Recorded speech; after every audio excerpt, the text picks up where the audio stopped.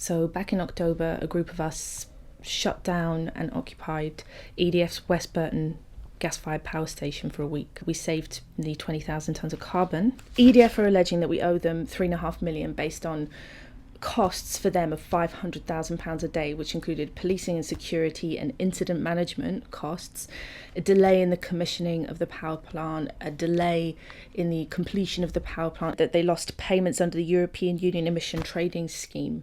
So we've all been sent this inventory where we have to detail our income, gas, electricity, mortgage, TV rental and license, mail order, children's clothing, how much we spend on housekeeping, food, school meals, and credit debts. And this is because EDF wants to know how much we're earning, so they can decide how much they can tax us, how much they can take from us every month for the rest of our lives. Because we're talking about £300,000. That's a lifetime debt. None of us are in jobs that are going to ever earn anything like that. One of the most concerning things about this is that the police seem to have been talking directly with EDF, actually helping them to sue us. When I was sitting in the custody suite, my lawyer was speaking with the custody sergeant about my bail conditions.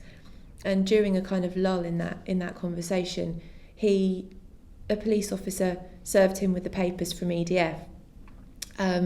He was quite surprised. He looked shocked by this because obviously this isn't something that usually happens.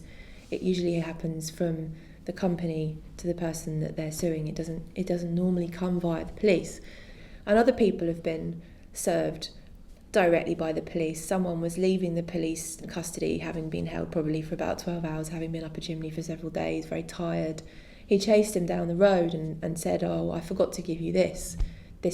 I'm doing this as a favour to EDF."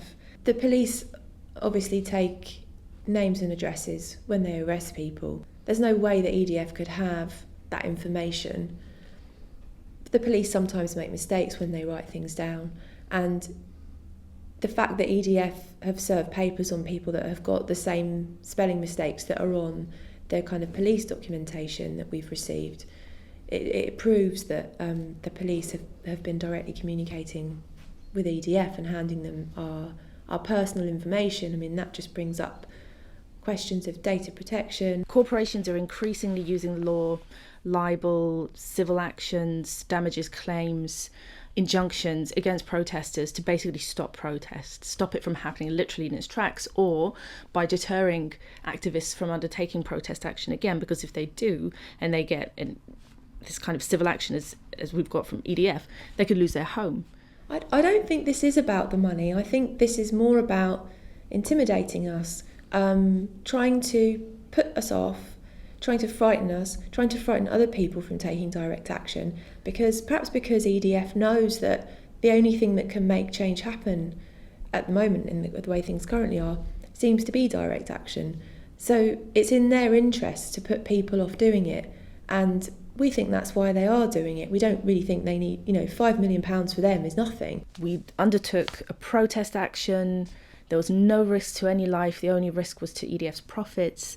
And not only are they engaging in really destructive behaviour with pursuing gas and new gas-fired power stations, but they're also attacking democratic demonstrators. Some of the most historic social movements, the suffragettes, the anti-roads movement. These campaigns have won, and it's because people who had nothing but their bodies to put in the way decided to and took action. So there are companies who've got huge amounts of power who are stomping on that very fragile political freedom that we have in this country to be able to put your body in the way. It could set a precedent. If we are successfully sued for all that money, then what's to stop any other company suing any other person that decides to take direct action? This is really, really frightening, but of course that doesn't make us just feel kind of weak and helpless. We've got a huge amount of support behind us. We'll go to court over this. We'll go to court with EDF, and we've got a great lawyer, and we've got loads of support, and we're gonna fight this till the end, until they drop it.